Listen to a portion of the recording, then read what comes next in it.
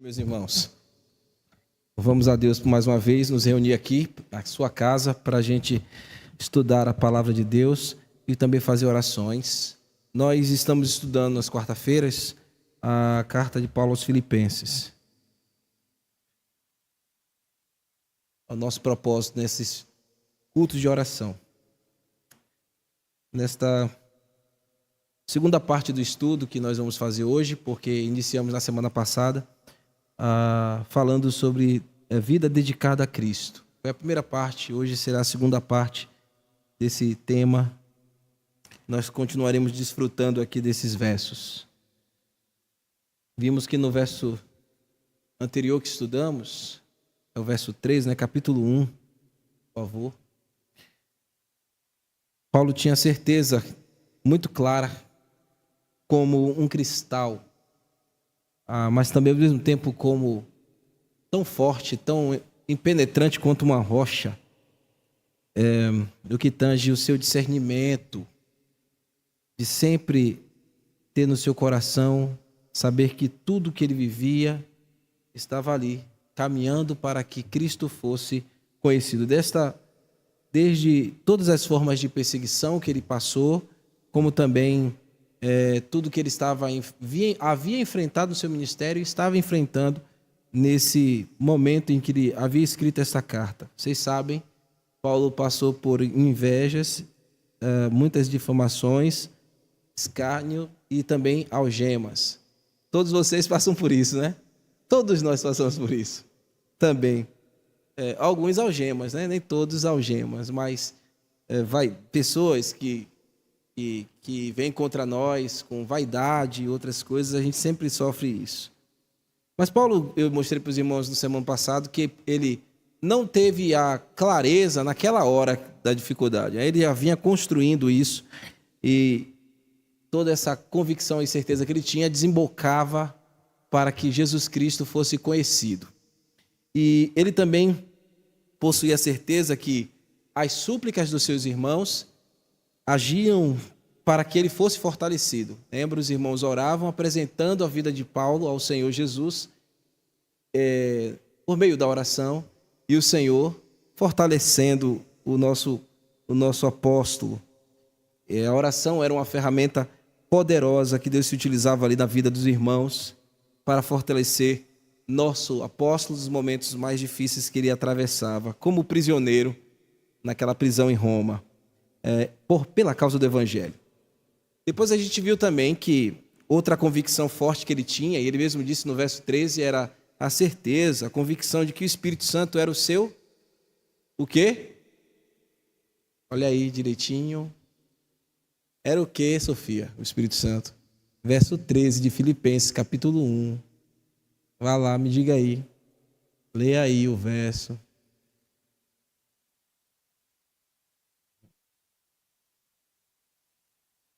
Não, passa aí mais um pouquinho. Vai lá, eu que já falar com você, viu, minha filha? Vai passando aí. Isso, passa mais um verso. Passa. Vai lá, vai passando aí.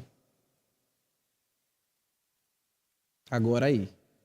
19, Sofia. Era outra convicção que Paulo tinha.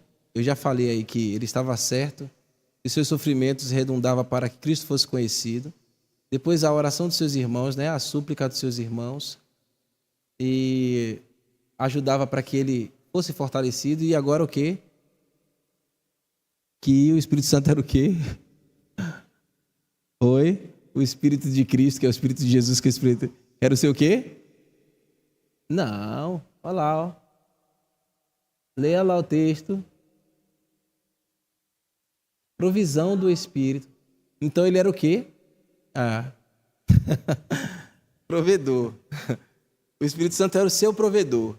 Então nas horas difíceis, o Espírito Santo era o provedor. Que bom ter essa tela aqui, né? Já me ajudou a referência. O Espírito Santo era o seu provedor. E eu expliquei para os irmãos que também neste verso ele fez uma citação no final, que é essa daí, que me redundará em libertação. Essa citação ele pegou aonde?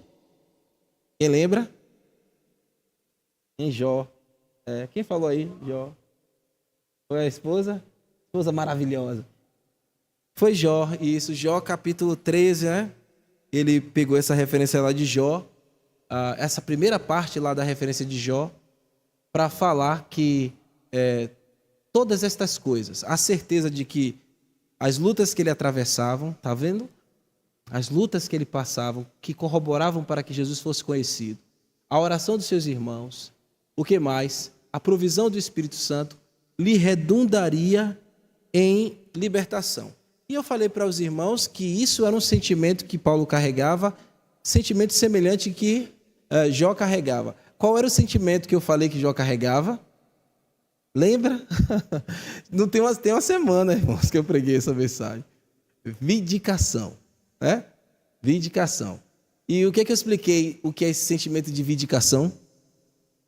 Porque tanto lá em Jó quanto aqui em Paulo não era um sentimento de que o juízo de Deus era punitivo. Deus estava aplicando, o juízo punitivo por causa dos problemas que eles estavam passando. Paulo aqui é um enredo de sofrimento. Jó também é um enredo de sofrimento. Não é isso? E a vindicação era o quê? Deus sendo como seu juiz, defendendo os seus servos. Porque, lembra que os amigos de Jó diziam que você está sofrendo porque você pecou contra Deus. E não tinha nada a ver com isso. E Paulo estava sendo também aqui debochado pelos falsos mestres, dizendo ele está preso na prisão romana porque ele quebrou o mandamento, ele falhou contra as nossas tradições e Deus está pesando a mão. Não era nada disso. Vindicação era que Deus, como seu juiz, provaria a todos que ele estava do lado da verdade. E aí eu mostrei para vocês que crente precisa estar do lado da verdade. Lembra do exemplo que eu ainda contei? Às vezes a gente faz, quando eu era do tamanho de vocês, eu aprontava na casa de manhã, e aí para amanhã não me bater, eu inventava uma mentira. Coisa que vocês não podem fazer, viu? E aí essa mentira, quando não colava, eu me enrolava com outra, e a porrada era pior. Que acumulava, né? Ainda fez o errado, ainda mentiu. E mentiu. Eu era craque em fazer isso, né? Como vocês não são craque em fazer isso, que Deus os bendiga. E vindique a vida de vocês. Então, tanto aqui, Paulo, eu mostrei para vocês que essa expressão aqui, libertação, é uma expressão grega que está ali, que é soteria. É a palavra grega soteria. E eu mostrei para vocês da mesma expressão que vem soteropolitano, para falar de salvação, salvador. E está escrito ali libertação. A expressão que Paulo pegou de Jó, traduzido na Septuaginta, que é a versão grega do Velho Testamento, tem a expressão lá, se você fosse verificar, como eu falei no sermão passado, você ia ver lá a expressão salvação. Isso me redundará em salvação. Paulo usou aqui libertação. Paulo usou a mesma expressão, soteria. Só que os nossos tradutores escolheram colocar libertação, porque eu disse que no mesmo campo semântico tem lá resgate, salvação, libertação. Significa isso, essa palavra. Estão entendendo, irmãos? Estou sendo claro para vocês? Enfim, desdobramos sobre isso, foi maravilhoso o nosso estudo. Só que eu encerrei o nosso estudo, antes de fazer a aplicação, eu encerrei essa parte da exposição do texto, do verso 19, perguntando para vocês que libertação é essa, né? E que a gente ia verificar um pouquinho hoje o que significa isso. Então vamos deixar o texto nos mostrar o que significa isso. Então vamos partir aí do finalzinho do verso 19, vamos para o verso seguinte, vamos tocar finalzinho do verso 19, verso 20 e verso 21. É o estudo da gente essa noite. Então ele fala assim: me redundará em libertação. Agora veja o verso 20. Segundo a minha ardente expectativa e esperança de que em nada serei envergonhado, antes com toda ousadia, como sempre, também agora, Cristo será engrandecido no meu corpo, quer pela vida, quer pela morte. Alguém que dedicou a sua vida, irmãos, a Jesus Cristo, o tema é vida dedicada a Cristo. Alguém que dedicou a sua vida a Jesus Cristo, nos momentos mais incertos, ou nos momentos de desengano, terá esta paz aqui, dessa confissão que Paulo faz. Terá esta confissão e essa esperança. Paulo está declarando aqui que ele possui uma ardente expectativa e esperança de que em nada lhe será envergonhado. Então ele possui algo dentro do seu coração. Esse termo que a gente vê aqui, que você está olhando aí no seu texto, essa expressão ardente expectativa, meus irmãos, é uma tradução no verbo grego aqui para o nosso idioma português, que ela é composta por 3 palavras gregas. 3 palavras gregas formam uma só palavra que comunica essa expressão aqui que a gente tem no nosso português, quando ele disse ardente expectativa. Que palavras são essas? A palavra apô significa afastamento, intensidade. A outra palavra que forma é a palavra capa, apocapa. Capa significa cabeça. Olha como é curioso isso aqui. Então, intensidade, pegue essa última parte, né, que eu falei duas expressões, mas pegue mais a intensidade e capa, cabeça. Doquel ou doquia é a outra palavra, que significa esperar ou aguardar, observar. Se você unir essas 3 palavras, evidentemente no idioma que foi escrito no Novo Testamento, que Paulo usou para escrever esse texto, você tem esse substantivo aqui, apocapadorquian. Apocapadorquian, que é a junção dessas 3 palavrinhas. E o que isso comunica? O que esse substantivo aqui comunica e a relevância dele para nós, no nosso estudo aqui, meus irmãos? Comunica a ideia de alguém que estica a cabeça, lembra a cabeça? Está esticando a cabeça, procurando ansiosamente, lembra de intensidade? Então está esticando a cabeça, procurando com ânsia algo que estava para chegar, ou alguém que estava para chegar. É tipo assim, eu disse ao Wilton que eu vou lá na casa dele para a gente ter uma reunião. E eu marquei com o Wilton que vai ser 14 horas da tarde. Tá chegando 10 minutos, o Wilton é um cara britânico, ele já está ali já na porta,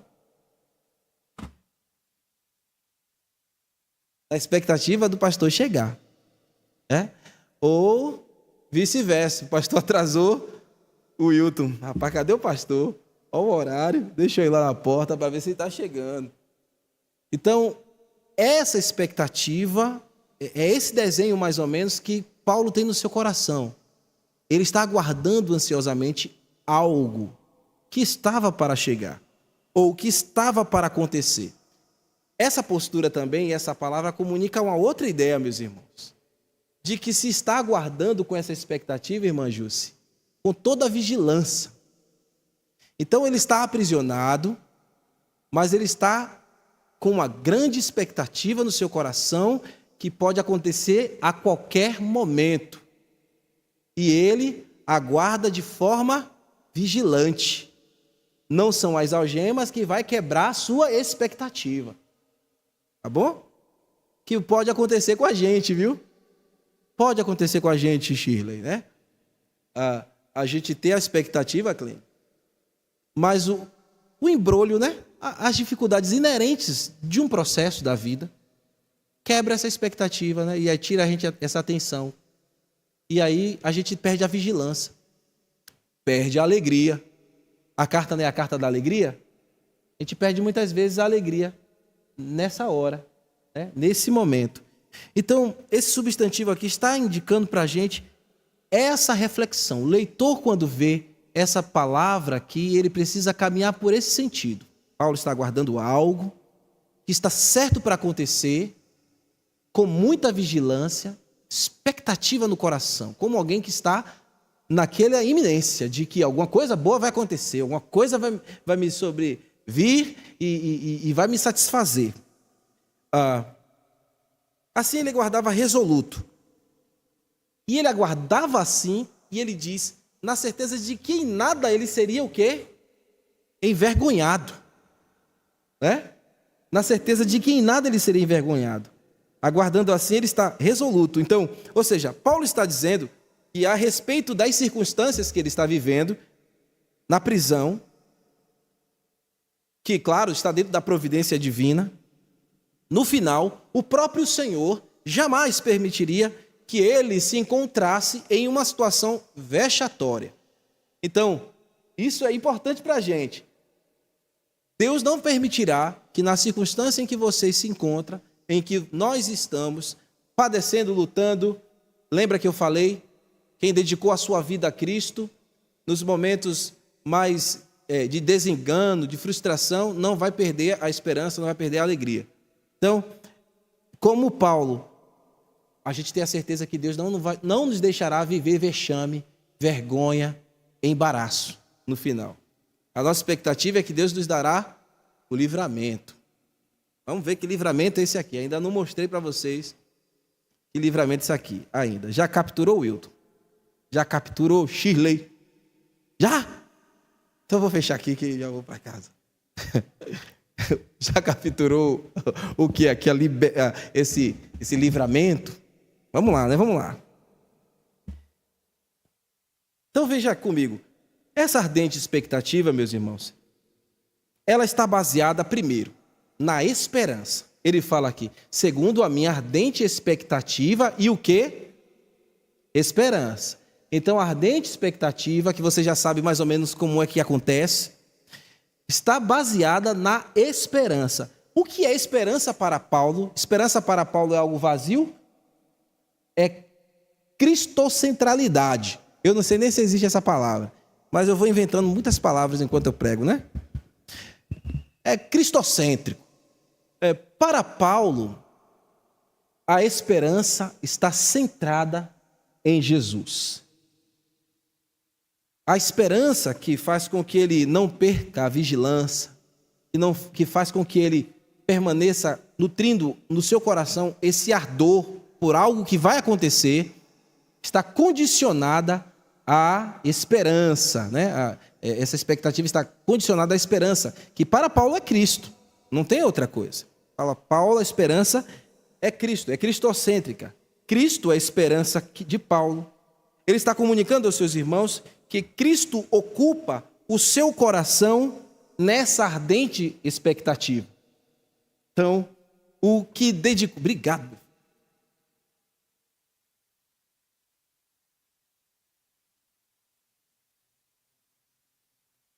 Eu estou numa dieta que a Erika me botou e bendito seja Deus por você, minha filha. Já perdi 9 negócios de barriga, 9 linhas assim que você bota uma... isso aí. Obrigado. Aí eu fico com sede, bebo muita água. Tô, né, meu filho? Graças a Deus. Depois eu ensino para vocês os segredos. Obrigado. Vamos lá, né? Sim, eu estava dizendo para vocês que essa expectativa, essa esperança é Cristo. Então, para Paulo está dizendo que, em consequência de sua prisão, a esperança que ele tem é Jesus Cristo. E para Paulo, esperar em Cristo, esperar abraçar Cristo, estar com Cristo, era tudo que ele mais desejava. Era tudo que ele mais queria para a sua vida. Ele sabia que Cristo era o seu livramento final e verdadeiro. Cristo é o livramento. Cristo é a esperança. Esse é o livramento que Paulo está aguardando. Vamos à frente. Paulo tem convicção de que Cristo aquele a quem ele dedicou toda a sua vida, jamais permitirá que o seu servo fosse confundido e envergonhado. Então, com muita paixão, um coração assim, queimando por essa esperança, ele vai dizer, continuando aqui o verso 20: antes, com toda ousadia, como sempre agora, será Cristo engrandecido pelo meu corpo, quer pela vida, quer pela morte. Então, vocês estão capturando aqui esses sentimentos que envolvem o coração deste homem, deste que entregou e dedicou a sua vida ao Senhor Jesus? Pegou aí, meninos, na galeria? Ele está dizendo que ele sempre esteve disposto para isso. Ele sempre estava pronto para este propósito. Que naquele exato momento em que ele se encontrava, ele também estava movido de coragem.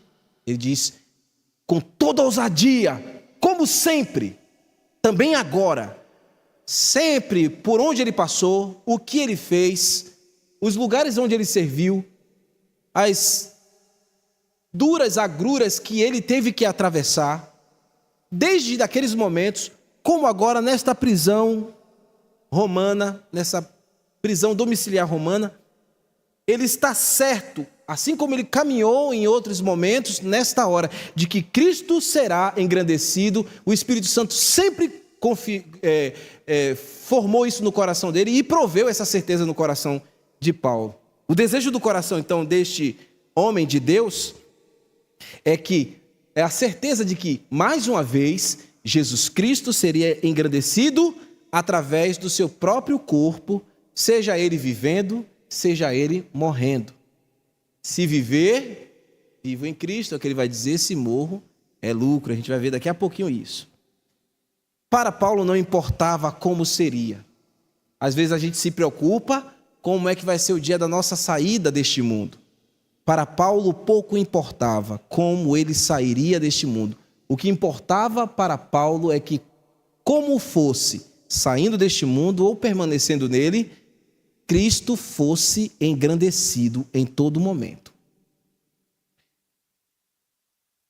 Ele deseja que Cristo seja engrandecido, então, veja como ele vai dizer no verso seguinte. É como se ele tivesse, irmãos, mostrando para a gente que, mais ou menos isso, eu preparei a minha vida para isso, eu entreguei a minha vida completamente para Cristo, para que ele fosse engrandecido, seja no meu viver, até o meu último suspiro de vida, ou seja mesmo no fim, entregando a minha própria vida. A libertação que Paulo está falando aqui é isso, Cristo. Cristo ser honrado e glorificado, através do seu próprio corpo, seja vivendo ou seja morrendo. Assim, no mesmo fôlego, ele vai mostrar aí no verso 21. Agora, no verso 21, tem uma conjunção aí. Qual é a conjunção que aparece aí? Késia. Qual é a conjunção do verso 21? Como? A conjunção. Sabe dizer aí? Quem sabe dizer aí a conjunção? Oi? Não vale, porque Clênia é professora. Tem essa conjunção aí, né? Sempre observe as conjunções, essas passagens, né? Esses conectivos é importante para a gente entender o que o autor está explicando para a gente. No grego é gar. Portanto, no grego gar não é conclusiva, é explicativa. Tá bom? É uma conjunção aí que vai agir no texto como uma explicação. Ele vai tornar mais claro para os seus leitores, já que ele vem dizendo que Cristo é a sua libertação. Que engrandecer a Cristo é tudo o que ele quer. E mesmo vivendo ou morrendo. Então ele vai usar isso aí. Diga, minha filha. Quer falar? Vamos lá, vamos ver o verso 21 aqui. Ele vai explicar, né? A explicação. Para mim, o viver é Cristo e o morrer é lucro. Quando Paulo escreveu essa expressão aí, Já mostrei para você a conjunção que vai conectar aquelas ideias que ele já falou no verso anterior, verso 20, e aí ele conecta com a explicação esse verso 21. Mas ele colocou aí um termo muito belo, para mim. Está vendo? Para mim. Numa leitura rápida, assim, apressada, a gente não vê essa beleza, essa sensibilidade que Paulo, ao escrever esse para mim. Portanto, para mim, o viver é Cristo. Para mim aqui, meus irmãos, é um pronome grego. Está ali para a gente, para mim, traduzido no nosso idioma, né? E na ara. Mas lá no grego é uma expressãozinha só. Emoi. Emoi é a mim ou para mim, pode traduzir assim. Ela vem da raiz de um outro pronome. O pronome primário de emoi é ego. Jesus sempre usou essa expressão. Ego emi. Eu sou. Ego emi significa eu sou. Ego emi. Emi sou, né? Claro que quando ele queria dizer eu sou, ele estava ali com um sentimento para asseverar a sua divindade, a sua forma divina, a sua vida divina, melhor dizendo. Ego emi. Então você vê Jesus falando assim, eu sou a porta, eu sou a porta. Ele está usando metáfora, né? Porque ele não é porta, né? Mas ele quer comunicar através da metáfora, da comparação metafórica, uma verdade, que é o que a comparação, a figura de linguagem faz, né, Clínio? Ela quer, através de um exemplo comum, comunicar uma verdade. Então Jesus diz, ego emi, eu sou, aí ele completa lá, a porta, eu sou o bom pastor, ego, ou emoi aqui em Paulo, tá bom? Esse pronome é importante. Toda vez que esse pronome aparece, como Jesus está falando, ego emi, ou eu sou a porta, eu sou o bom pastor, eu sou, o que mais ele falou? Eu sou o caminho, a verdade e a vida. Toda vez que ego ou emoi aparecem no texto, ele segue a ideia dativa. No grego, essa ideia é para expressar, meus irmãos, a severidade. É uma maneira, nesse texto, como em Jesus falando, claro que Jesus quer falar que ele é Deus, tá bom? Mas aqui Paulo quer usar a mesma força do pronome para mostrar certeza. Ele está explicando que a explicação que ele vai dar é certa, é uma certeza muito firme, é isso que ele quer dizer, usando esse para mim. Não é uma explicação qualquer. É como que ele quisesse que o autor olhasse para as letras e enxergasse o coração dele. Eu estou comunicando uma verdade que é absoluta para mim. Eu vou explicar o que para mim é o motivo da minha existência, porque esse dativo, como aparece aqui, essa forma do ego que é emoi, que está no dativo, é o dativo que indica essa questão de existência pessoal, sabe? Uma coisa muito pessoal, ele quer revelar ali seu coração. É uma verdade que ele vai explicar muito forte, muito firme, não é qualquer coisa que ele vai dizer. Paulo está abrindo o coração e dizendo que não apenas por falar, é algo essencial para ele, é algo existencial para ele e é algo teológico também. Ok? Por quê? Porque ele chama lá, ele põe os olhinhos lá naquelas expressões que Jesus falava, e aí ele traz para cá e escreve. Então tem fundamento teológico. Para quem entregou a sua vida para Deus, tem essa certeza, tem essa forma forte no seu coração. E ele vai mostrando essa convicção com muita clareza e alegria, né? Para nós. Que para ele, Cristo é tudo. Cristo é tudo para ele.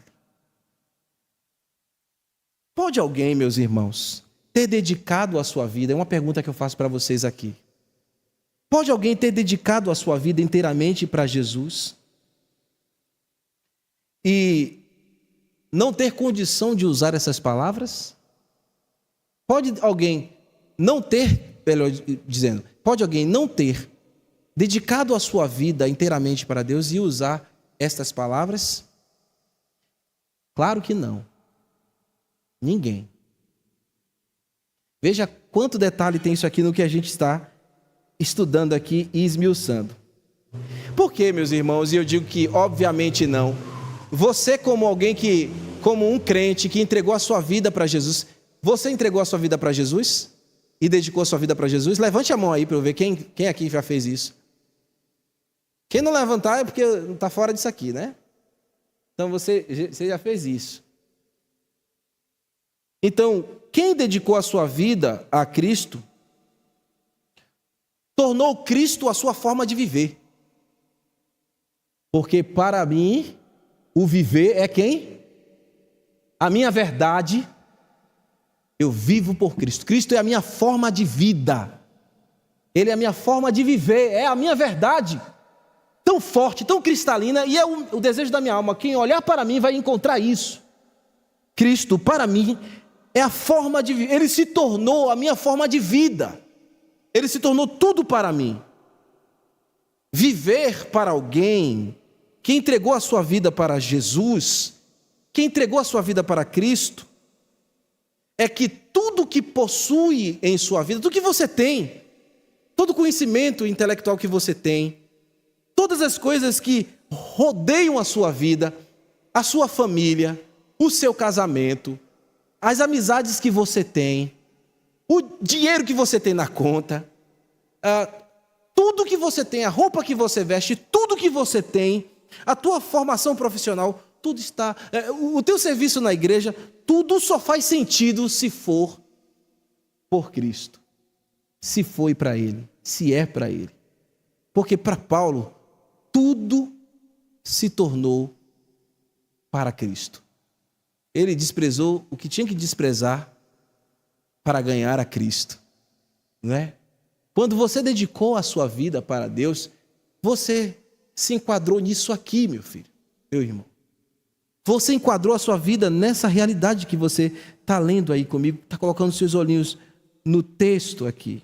Quando Paulo disse, para mim o viver é Cristo, implica dizer que tudo que eu faço, tudo que eu penso, tudo que eu digo, bendiga apenas Jesus. Meu viver, vida dedicada a Cristo todo o meu viver aponta somente para uma pessoa, Jesus. Se eu canto para Jesus.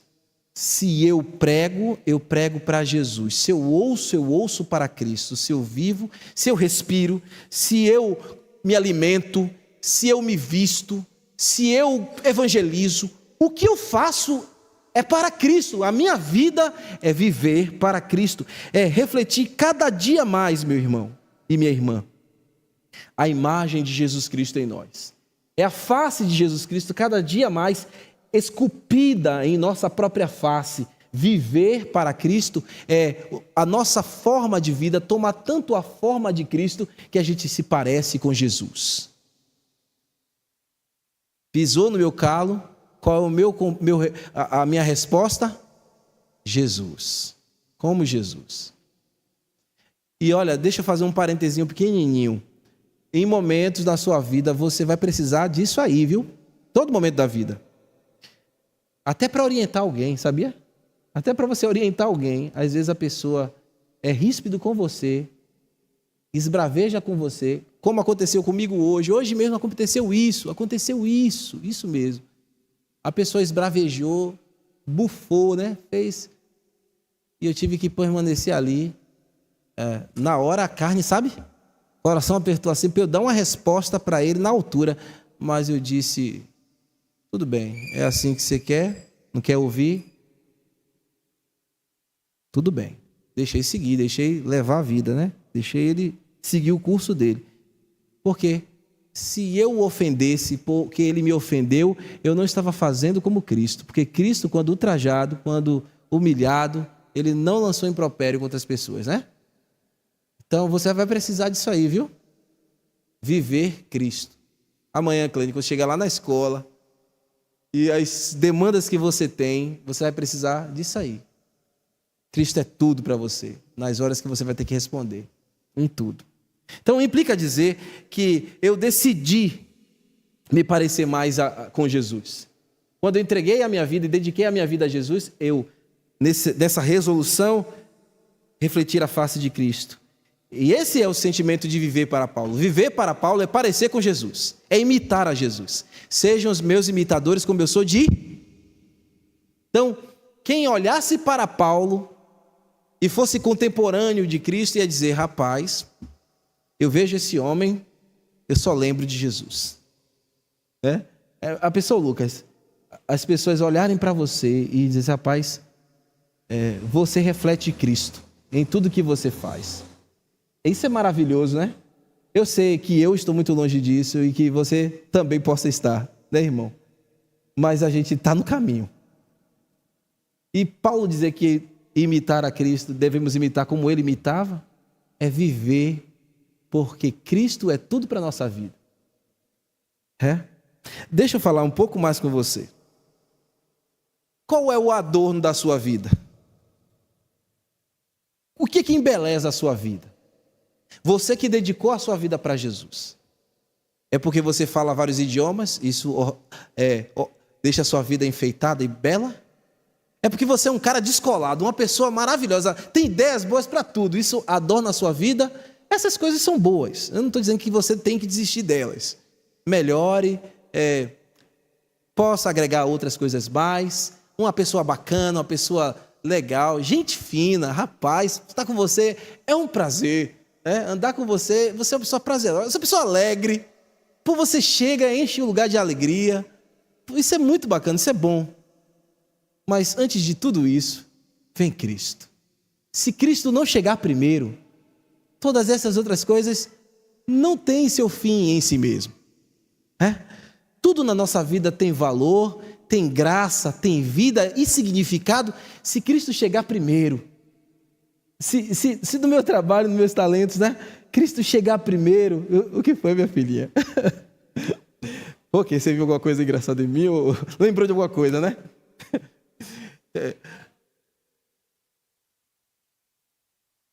Sim.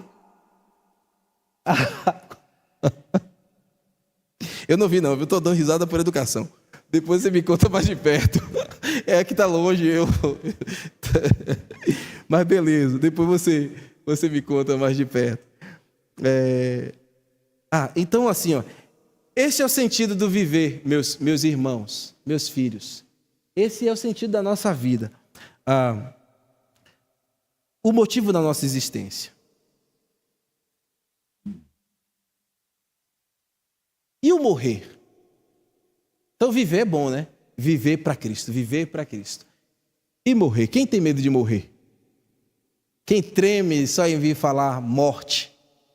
Não quero morrer. Eu quero viver, eu quero criar meus filhos, eu quero ter meus netos, eu quero ter uma casa na praia, eu quero, sei lá, eu quero criar gado. Eu quero fazer muitas coisas, eu quero pular de paraquedas, eu quero pular de paraquedas, né? Eu queria um dia poder ter essa experiência, pular de paraquedas, né?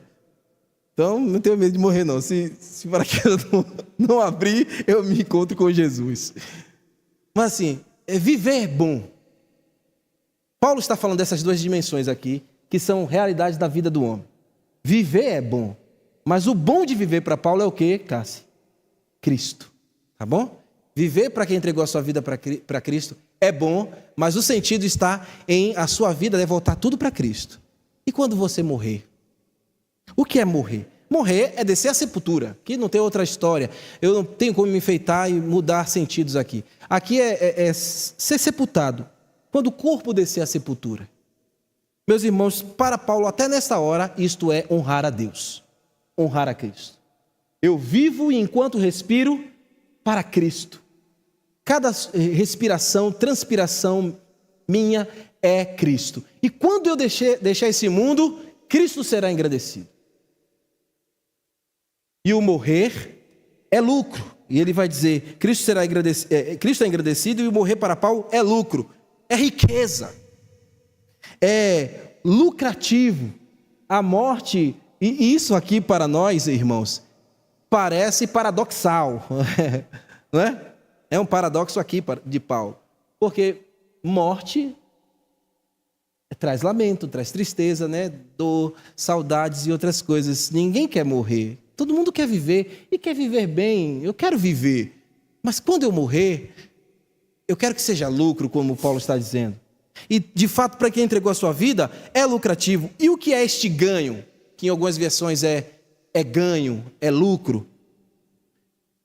Este ganho é que quando acontecer isso com você, você morrer, assim que você abrir os seus olhos espirituais, você vai estar de frente a frente com aquele que um dia foi pendurado no madeiro.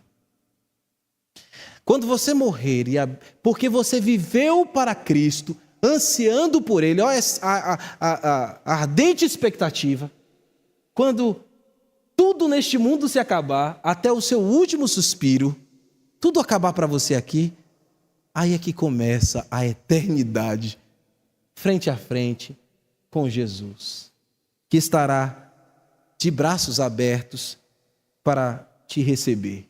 E você beijará os seus pés, e você vai se maravilhar, como Paulo está agora se maravilhando e gozando na eternidade com o Senhor. Este é o ganho de quem entregou a vida a Cristo. O ganho é o reconhecimento e o elogio das pessoas aqui? Não, é isso aqui. É viver para Jesus e quando morrer, se encontrar com Ele. Quem você vai encontrar no céu, a primeira pessoa que você vai encontrar no céu, ou pelo menos é o que eu imagino, né? É Ele. É Ele.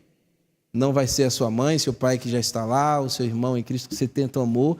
Eles vêm depois. O primeiro é Jesus. Ele sempre foi, né? E quando a gente abre os olhos, a gente vai encontrar com Ele. A nossa morte vai ser um dia glorioso para a gente, porque é o dia que nós voltaremos para casa. Voltaremos para o lar. Não há maior expectativa que essa para quem entregou a sua vida para Jesus. Deixa eu aplicar final aqui, fazer uma aplicação final para você. Alguém que dedicou a sua vida para Jesus, o Senhor sustenta na esperança. E essa esperança no seu coração não se esfria.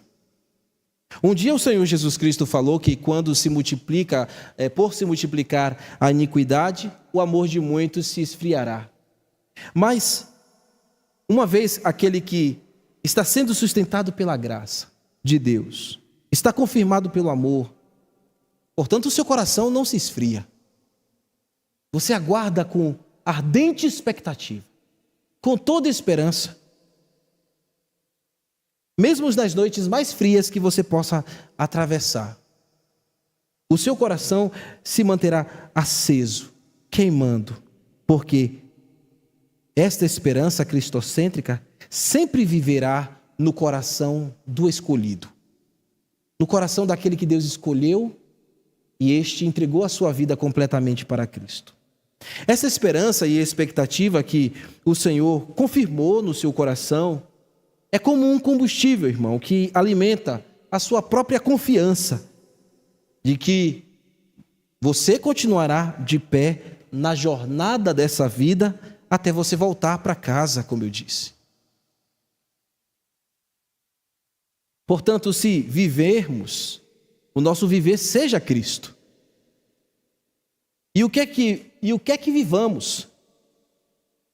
Busquemos dia após dia a sua face, com aquela ardente expectativa, como quem aguarda atentamente alguém que está para chegar. E Jesus está para chegar.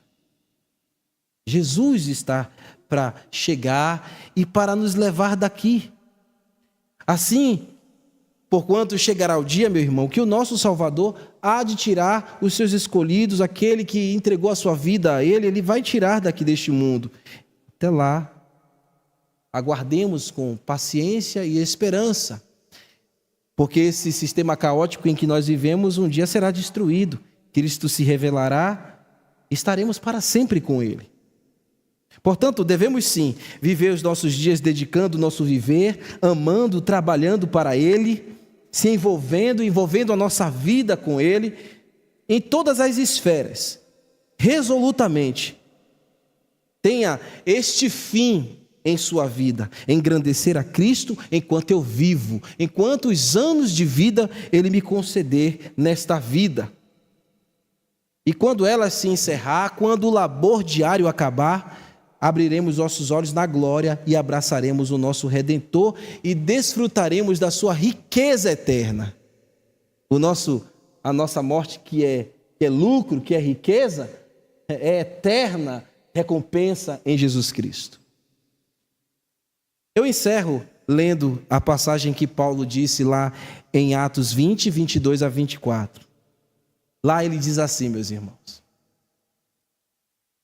e agora, constrangido em meu espírito, vou para Jerusalém, não sabendo o que ali me acontecerá, senão que o Espírito Santo, de cidade em cidade, me assegura que me espera cadeias e tribulações. Porém, em nada considero a vida preciosa para mim, contanto que complete a minha carreira e o ministério que recebi no Senhor Jesus, para testemunhar o evangelho da graça de Deus. Amém. Se a gente entregou a vida para Cristo, esse texto faz todo sentido. Vamos orar. Senhor, obrigado por podermos juntos estudar um pouquinho a Tua palavra. E poder, Senhor, evidentemente a gente não consegue exaurir toda a riqueza que o Teu texto tem.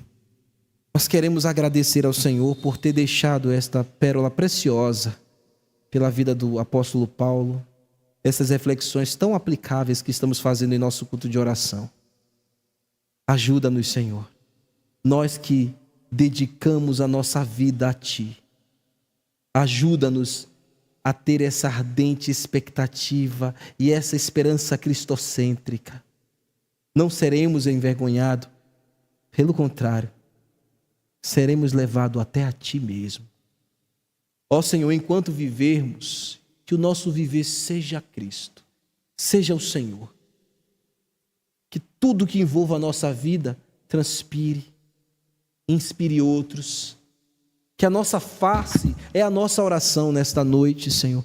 Que a nossa face, a nossa postura, a nossa forma de viver seja cada vez mais parecido com Jesus.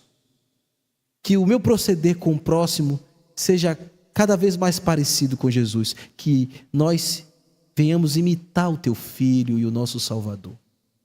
Ó Senhor, nós ficaremos felizes vendo esse testemunho em nossa comunidade, até o dia em que partirmos dessa vida. Até o dia, Senhor, que o nosso corpo tombar e formos nos encontrar contigo. Quando entraremos, Senhor, na eternidade, abraçaremos Jesus e beijaremos os seus pés e estaremos para sempre com Ele. Ó Senhor, enquanto vivermos, que Jesus Cristo seja a expressão de tudo o que fazemos, de tudo que pensamos, de tudo que sentimos, meu Deus, de tudo que falamos. Ó Senhor, que não seja apenas palavras, apenas palavras vazias. Por favor, Senhor, seja como Paulo disse, como ele colocou.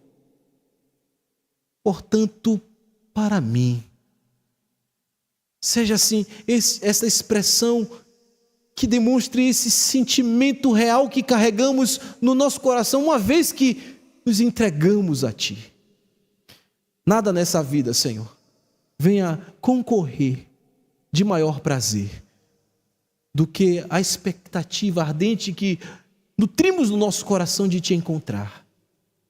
Temos mesmo, Senhor, esta certeza e vindicação que Paulo que teve ali quando escreveu. Sim, a nossa verdadeira libertação é Te conhecer, foi Te conhecer, é continuar Te conhecendo, Senhor. A nossa verdadeira salvação e livramento é parecer cada dia mais contigo, Senhor. Ó Deus, como Paulo comunicou isso aos Filipos com toda alegria, com todo o sentimento, que assim também isso possa ser a nossa verdade. É no nome dele que oramos, ó Pai, no nome do nosso Salvador Jesus, sustentado pelo Seu Santo Espírito, nós estamos confiando que esta palavra será aplicada em nosso coração. Amém. Amém, meus irmãos queridos.